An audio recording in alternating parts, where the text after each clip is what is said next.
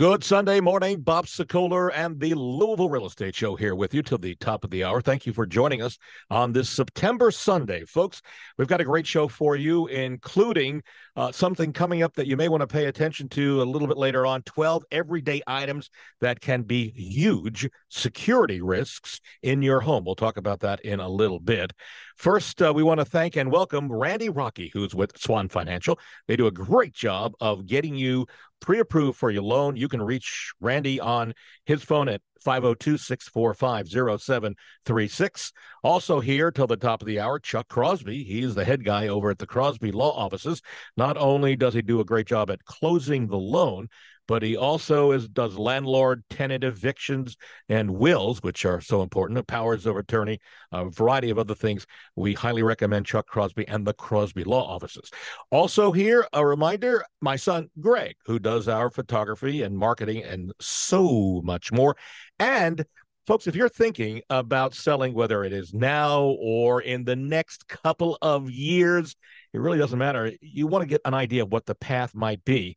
And I am here to help you. And you can call me and we can talk on the phone. We can do this via Zoom or via FaceTime or in person. I'd rather see you in person. And it's free. It really is free, no obligation. Just call me on my cell phone at area code 502-376-5483, or you can go to bobsellslouisville.com and just fill out the information. That will come to me, and we can almost immediately help you get things rolling. Again, bobsellslouisville.com or area code 502-376-5483. We'll start with something that happened this week before we get to the actual emails. Randy Rocky over at Swan Financial, we had the Fed meeting this past week, and they decided once again not to raise interest rates. That's a good thing. Hey, how about that?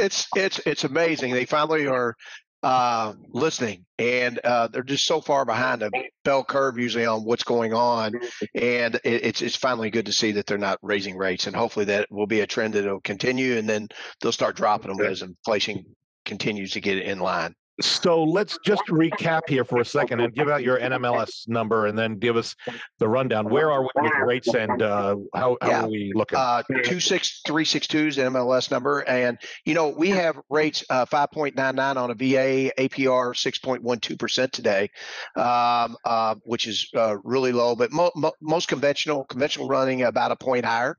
But VA, FHA, are in that range of high fives, low sixes for FHA actually, and so we're hoping they continue to trend down a little bit, and that's our hope. I don't have any. I think everyone is hoping that they trend down, but I really do believe. After listening to Fed Pal speak at Jackson Hole, listening to him just recently in the most recent meeting, and all of the predictions that are coming through, I think it's just time for people to kind of really re-rationalize where they think rates are going to be in the future. I personally, I'm going out on a limb here, but I don't see them dropping anything dramatically in the next year, 2 years from all the predictions and the things that the Fed is saying. And I think that's a smart mindset to be at. One of the things they were talking about at the last meeting was all the re-leveling happening post-crash '08 and how it takes 7 to 10 years for things to balance out. And we're well past that, obviously. And then we had COVID come through. So to think that where are we going to land? Where are people waiting for rates to come down to? Is it going to be normal to be in the fives and sixes? I think that's probably going to be normal once we get past this qualitative easing and getting down and lowering rates, hopefully at some point next year. But I see a lot of agents, and not necessarily mortgage lenders, because you guys are doing your job. You can only react off what the markets do. But I see a lot of agents saying, oh, why don't you guys wait until next season? Rates are coming down, or wait to refi. Well, I think that could be shooting. Exactly. And it's funny you mentioned that, Greg, is it's a hope. I don't think it's going to happen. So it's right. And the thing is you're very correct in that statement. So let's say rates do drop a point. All right. Well, then what's going to happen? Pent up demand. Right. So now it's going, which is your point, which is going to raise housing even more because we only have about 38% of inventory we need in the country right now. So pent up demand is very high right now. So I agree with you 100%. I think the time to buy is right now. And I really do. Yeah, I agree. Right. And plus you've got at least some choice before the buyer pool gets hot again in the springtime. Right. Let's keep moving. And Chuck, I have a note to ask you about fake seller. that happened to you? Give us the rundown of what happened to you recently. Well, we had a lot on a corner. It was empty. It used to have a PNC Bank on it, but apparently that was taken down some time ago. And had a buyer come through, was going to buy the property. Contracts were given to me. Everything looks good. We run the title and then start looking at it. And it's like, wait a minute. You got an empty lot. There's a red flag. You got an out-of-town seller. That's a red flag. Actually, he wasn't going to be out of town. He was going to be in the hospital. But then it changed to in the hospital in another town. And then we called and to talk to him and try and get some specifics and phone connection. Oh, so bad. We have to deal with emails, only emails. And I mean, you've got like 5 red flags going off there. Oh, yeah. So I started investigating, and I ended up calling the actual owner, who was down in Texas, and asked him if he was trying to sell this property. And he said no. Turns out the supposed seller was down in Florida. And anyhow, I ran the guy's family tree back to 1962 when they supposedly got the property, and came up with all kinds of questions for the supposed seller and couldn't answer any of them. But it was just obviously fraud. So, of course, we reported it and saved the guy, the buyer, potential of $150K. But, Yeah, no kidding. Yeah, it was strange. Let's just put it that way. Let me point this out to all of us folks listening. This is why you need an attorney like Chuck Crosby, who will go the extra mile and do his due diligence on your side when you're closing a loan. And again, we'll give out his phone number in just a couple of minutes. A reminder, if you would like to see some of the reviews that we get from our buyers and our sellers. Listen, we're not 100%. We'd love to be 100% positive that every once in a while there's a clunker in there that maybe something happened. But we're like 99.97, Bob. Pretty close. I'm just being honest. Yeah. Go to the LouisvilleZillow.com or LouisvilleGoogle.com. We move on, and attorney Chuck Crosby at the Crosby Law Offices. Greg writes in, he's actually a realtor in town with a seller in the Highlands. He says they took an offer that was all cash. At the closing, there was actually a loan for half the purchase price of the property. So he's asking for, on behalf of all agents and even buyers and sellers, didn't the buyer agent representing that buyer need to put together an addendum to request the change from all cash to financing with a loan as part of the purchase of the house? Chuck Crosby. Oh, you're asking me. I'm sorry. Yeah. I thought this was headed. It could be Randy too, but yeah, go ahead. Yeah, Chuck. Yeah. I don't know that would necessarily have been the case. With that particular clause, what it does is it locks him in whether he has financing or not. Okay. If his financing had fallen through, he still would have been expected to close on it. The fact that at the last minute he put some financing together, I see that more as no harm, no foul kind of thing. Does the buyer care where the cash comes from is the thing. Got it. Well, as long as it's green and it spends, I'm sure they sell. Yeah, as long as it's green and it spends. Yeah. But that particular clause that says we're doing it by cash, a full cash transaction, that's to protect the seller, so that the buyer can't come back and say, "Oh, hey, wait, I can't get financing. You got to let me out." Right. So on the side of, I was going to say, on the side of making an offer more appealing as an all cash offer, generally you're going to see. What's more appealing about an all cash offer is the quicker closing time is what you're really after. You're not going to have the log jam of going through underwriting and things like that. And if you default then you're holding, you've got some legal ramifications there anyway. So what happened to me recently was a listing agent called me and said, I need a favor. Can you verify that they have the cash in the bank and then send a letter? And I said, sure. I will do that. So I did. I verified, and that they did have the cash in the bank. I did just put a disclaimer in there. I'm not saying they're using it for their house, but they do have enough money to close the transaction. All right, we're going to move on. By the way, a reminder, you can watch a replay of this program. We're doing this for video as well. Go to LouisvilleAnswers.com. That's LouisvilleAnswers.com, and you can watch a replay of this program. All right, we're going back over to Randy Rocky at Swan Financial. Freddie sent us an email, and he's preparing to buy a home.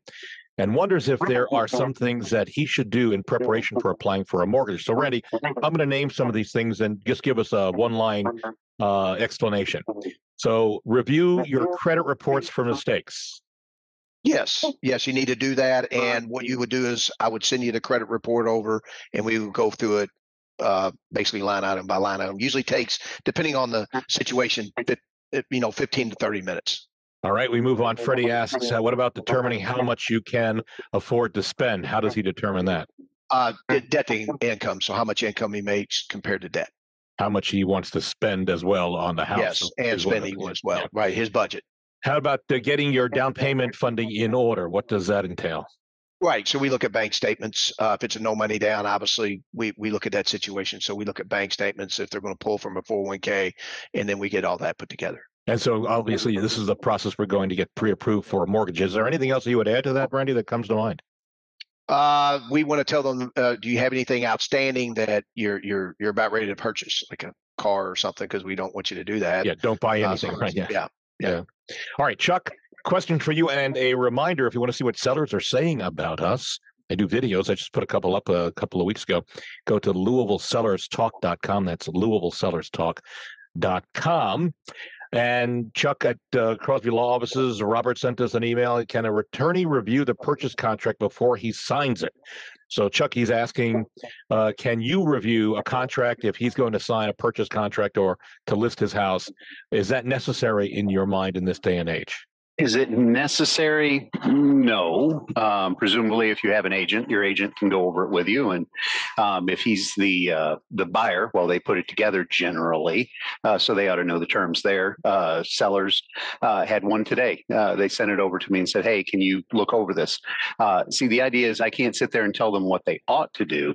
What I can tell them is what the contract says, and is that what you want to do? And that's how I approach it. But yeah, it's not a bad idea. Is it required? No. But if you don't have representation from an agent, then you probably do want to run it by an attorney. In this particular case, it's a national buyer of houses sending him a contract. And there were 4 or 5 different things in there that really ought to be in there that weren't. So, for instance, in New York State, it's the norm, as a matter of fact. Everybody's got an attorney in New York. But you would hope the attorney that you would pick here locally to represent you would say the same thing. Yes, you can use me, but your real estate agent, if he's proficient, knows the contract inside and out and is able to explain it to you item by item. Am I right, Chuck? Yeah. Occasionally, you get people that are a little skittish and think, well, they aren't exactly happy with their agent, or they feel that maybe something is going on behind the scenes. In that case, I'll look at it and, I've never actually found anything where there was, an agent trying to pull one, but sometimes I get that call. But no, usually it's an unrepresented party who's a seller, who's on in years perhaps, and they're getting a contract from, some flippers or something like that. Those, I'd say it'd be foolhardy to sign without running it by an attorney. But if there's agents involved, trust your agent. That's what they're there for. That is right. Coming up in just a couple of minutes, folks, 12 everyday items that can be huge security risks around your home. We're going to take a break. Continuing with us to the top of the hour, Randy Rocky, Swan Financial. You can go in there. He will get you pre-qualified to get your loan at 645-0736 is his phone number. Chuck Crosby, the owner of the Crosby Law Offices, who does a great job at closing your loan. And he also does wills, which I highly suggest you talk about and get that amongst the family, powers of attorney and other things. You can reach Chuck at 499-6360. Also with us, my son Greg, who does our marketing, photography, and so much more, and I'm proud of him. And then if you're thinking of selling your home, you can contact me for a free consult. I will come out in person, talk to you by phone or via Zoom or FaceTime, whatever.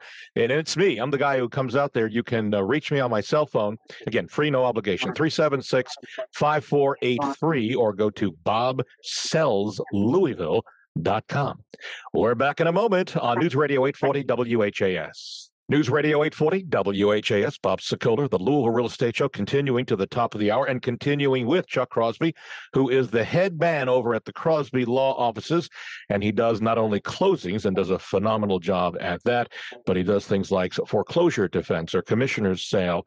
He's also known, and if he doesn't know it, he knows somebody who does, works with evictions, appeals for judgments, and forcible detainer. You can reach Chuck anytime to find out exactly what all the things he does. 499-6360. Also here, Randy Rocky, who is one of the head guys over at Swan Financial. They do a great job of getting you pre-qualified to close on a loan of a home that you're looking for.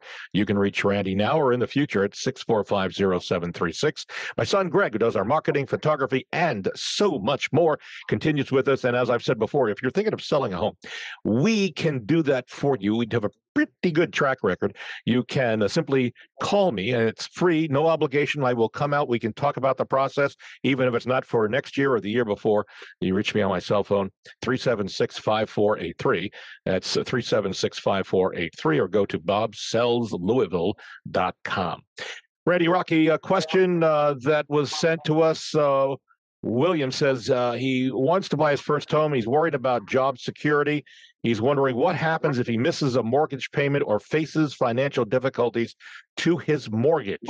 You know, it's funny. This seems to be a turning of the tide of questions we're getting, in this case, concerning about jobs based on what's happening in the economy. Randy, what would you tell William? Well, I mean, you face that risk anytime, and if it happens, sometimes you can work it out with your lender, but you definitely want to the one you're sending the payment to. So you would want to call them and see what your options are.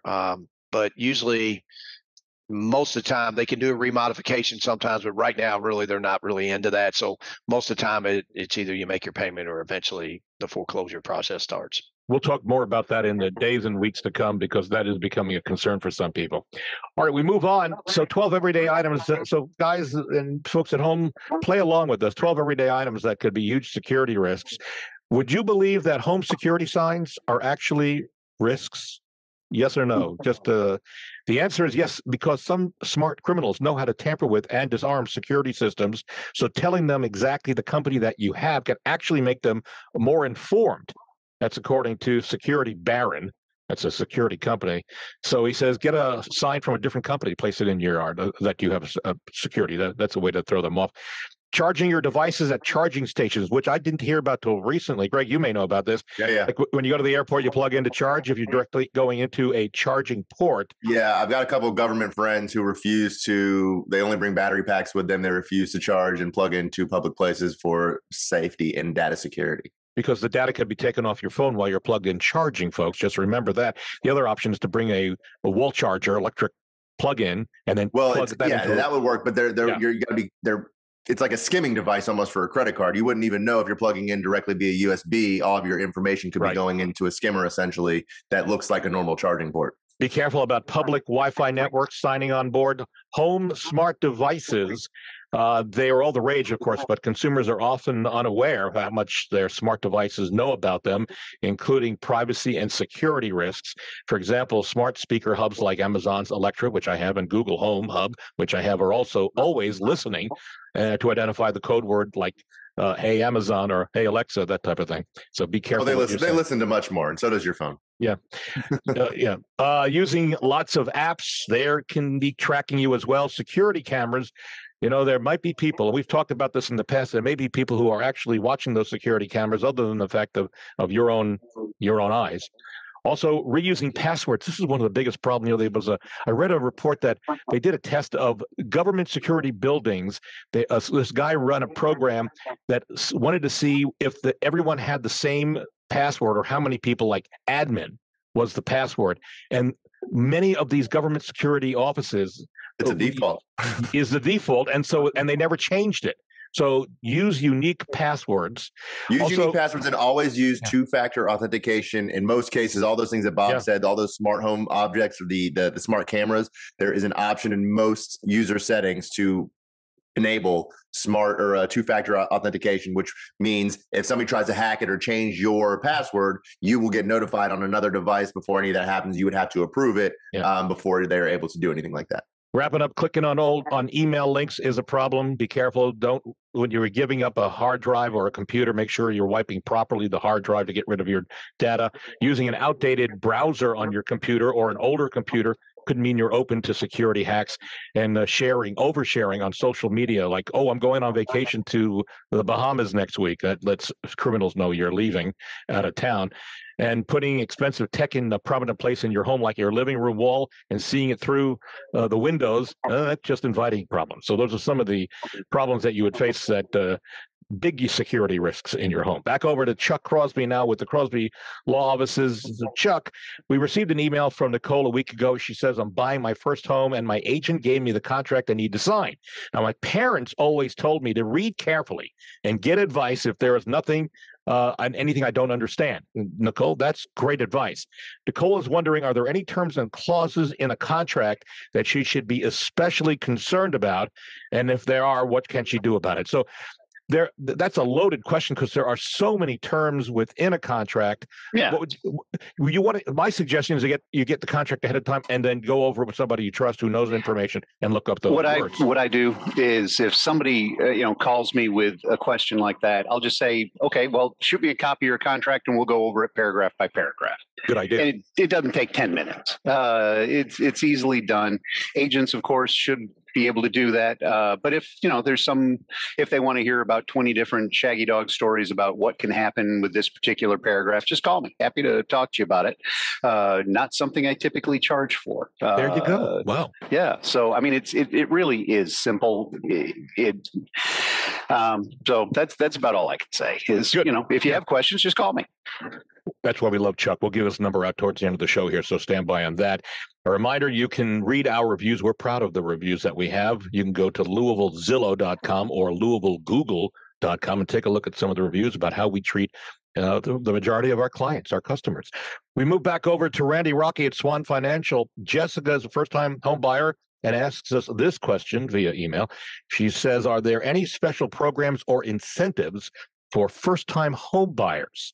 Randy, how would you respond to Jessica on that? Yes, there are tax credit situations if your income is under about $80,000 in Kentucky or in Louisville. There are down payment assistance programs for first-time home buyers where you will bring no money down even on normal FHA loans. So there are a whole plethora of options. And so what I would tell you in this case, what you want to do, Jessica, is contact 2 or 3 different loan mortgage companies. Randy's a great one over at Swan as an example, and ask them what their individual programs are, and then see how responsive those mortgage lenders are to your questions.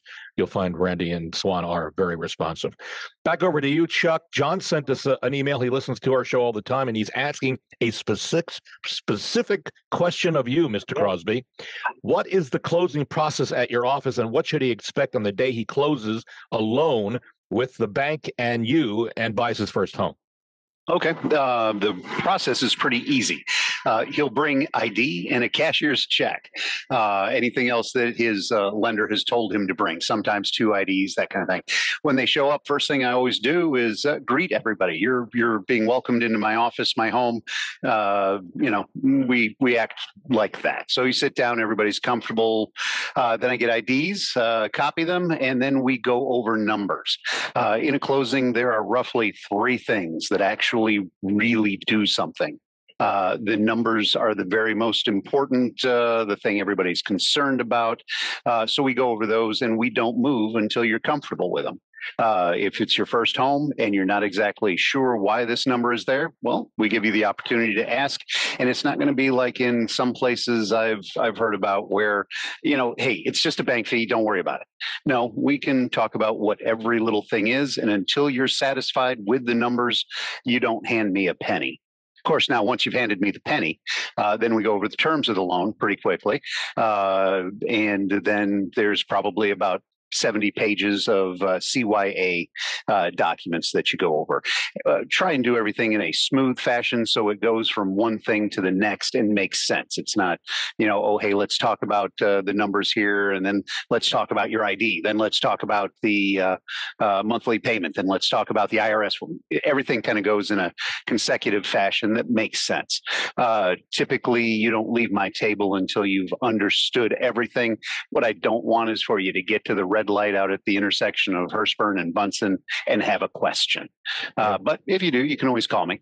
I always treat it, this is the biggest purchase you're going to make. It's one of the biggest investments you possibly could make. You're going to know everything about it, or at least as much as you want to know about it before you even hand me the check. And we always love about Chuck that it's always a friendly, funny kind of atmosphere, so things move rather smoothly. With Chuck throwing a little been to adversarial closings, and nothing gets accomplished that way. There's no reason to be adversarial. Typically, there are times, but those are fairly rare. And if we run into something like that, chances are I'm not going to put the buyers and sellers together. Nasty divorces, things like that. You try and minimize any kind of conflict. You want to know the numbers. You want to know the terms. You want to make sure it's the right property. Everything after that is, CYA. Hopefully, Jessica, that answers. And you'll always remember your first closing. Greg, do you remember your first closing on the first house that you purchased? I do. Is that how long ago was that? Was it maybe 10 years ago? Maybe about 10 years ago. It was about 10 years ago. It was all cash and it was smooth. I don't remember where it closed. I'm assuming it was at Chuck's because I remember. Well, see, that's my point. If you remember who did the closing, chances are there was a problem. Oh, no, not with Greg. The only reason, I was going to say the only reason I think I remember it was Chuck was because that was the moment. At that time, I was really into my facial hair and my mustache. And so we were talking mustache wax. And I believe that was where I fell in love with your facial hair. I believe that of closing attorneys in Louisville, I am the expert on mustache wax. If you want to see what Chuck looks like, go to LouisvilleAnswers.com, folks. It's a replay of our show and a video version. Also, a reminder as we wrap up that if you are thinking of selling, we have a free no obligation booklet that has hundreds of useful tips. If you want a copy, simply send me an email, bob@WeSellLouisville.com, and put selling tips in the subject line. Out of time, folks. Our thanks to Randy Rocky, Swan Financial. You can reach Randy for any of the above information that we've talked about, 645-0736. Also, our thanks to Chuck Crosby, who does a phenomenal job closing loans and a whole lot more. You can reach Chuck on his phone at 499-6360. My thanks, of course, to my son, Greg, who does our marketing, photography, and so much more. And if you're thinking of selling your home now or in the future, call me, email me. You can talk to me about the process. It's free. There's no obligation. All you got to do is pick up a phone and call 376-5483. Or go to bobsellslouisville.com and fill out that form. We're out of time. We will see you next Sunday on News Radio 840 WHAS.